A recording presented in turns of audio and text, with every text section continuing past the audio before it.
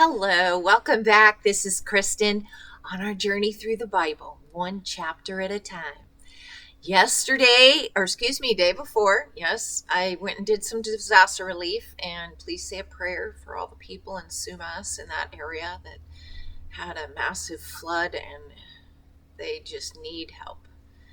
Anyways, it was a blessing though, so many volunteers, so it was amazing. And I was blessed by all the people. All right. So we are in chapter 40, the final chapter of Exodus today. They are almost done with the tabernacle.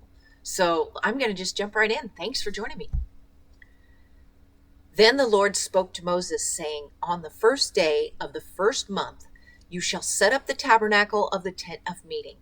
You shall put in the ark, or put in it the ark of the testimony, and the partition of the ark with it as well. You shall bring in the table and arrange the things that are to be set in order on it, and you shall bring in the lampstand and light its lamps. You shall also set the altar of gold for the incense before the ark of the testimony, and put up the screen for the door of the tabernacle. Then you shall set the altar of burnt offering before the door of the tabernacle of the tent of meeting. And you shall set the laver between the tabernacle of meeting and the altar, and put water in it. You shall set up the court all around, and hang up the screen at the court gate. And you shall take the anointing oil and anoint the tabernacle and all that is in it. And you shall hallow it and all its utensils, and it shall be holy.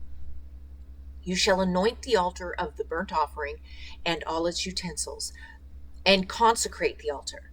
The altar shall be most holy, and you shall anoint the laver and its base, and consecrate it. Then you shall bring Aaron and his sons to the door of the tabernacle of meeting, and wash them with water. You shall put the holy garments on Aaron, and anoint him, and consecrate him, that he may minister to me as priest. And you shall bring his sons, and clothe them with tunics. You shall anoint them, as you anointed their father, that they may minister to me as priests.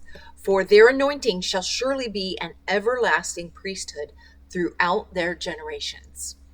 Thus Moses did, according to all that the Lord had commanded him, so he did. And it came to pass in the first month of the second year, on the first day of the month, that the tabernacle was raised up.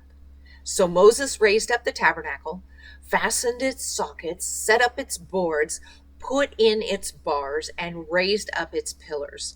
And he spread out the tent over the tabernacle, and put the covering of the tent on top of it, as the Lord had commanded Moses.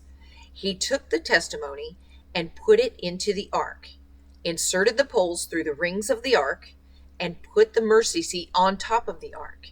And he brought the ark into the tabernacle, hung up the veil of covering, and partitioned off the ark of the testimony, as the Lord had commanded Moses. He put the table in the tabernacle of meeting on the north side of the tabernacle outside the veil, and he set the bread in order upon it before the Lord, as the Lord had commanded Moses. He put the lampstand in the tabernacle of meeting across from the table on the south side of the tabernacle, and he lit the lamps before the Lord, as the Lord had commanded Moses. He put the gold altar in the tabernacle of meeting in front of the veil, and he burned sweet incense on it, as the Lord had commanded Moses. He hung up the screen at the door of the tabernacle, and he put the altar of burnt offering before the door of the tabernacle of the tent of meeting, and offered upon it the burnt offering and grain offering, as the Lord had commanded Moses. He set the laver between the tabernacle of meeting and the altar, and put water there for washing. And Moses, Aaron, and his sons would wash their hands and their feet with water from it whenever they went into the tabernacle of meeting, and when they came near the altar, they washed, as the Lord had commanded Moses. And he raised up the court all around the tabernacle and the altar and hung up the screen of the court gate. So Moses finished the work. Then the cloud covered the tabernacle of meeting, and the glory of the Lord filled the tabernacle.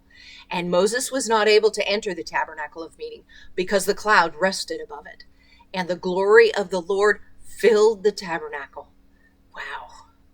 Whenever the cloud was taken up from above the tabernacle, the children of Israel would go onward in all their journeys. But if the cloud was not taken up, they did not journey till the day that it was taken up. For the cloud of the Lord was above the tabernacle by day, and the fire over it by night, in the sight of all the house of Israel throughout all their journeys. Wow. And they set this up and pulled it back down every time they moved. Whew. Wow. I just picture it. It's amazing. And the fact that the Lord, he had the cloud over the top of it all day long, because of course they're in a hot desert. So once he put the cloud, they were able to survive and be cooled by that. So it wasn't quite as hot. And then at night they had the fire. So, oh, wow, amazing. We are getting into Leviticus tomorrow, the third book of Moses. So come back and we will jump into Leviticus, the third book of Moses, and kick it off with chapter 1, one chapter at a time. God bless.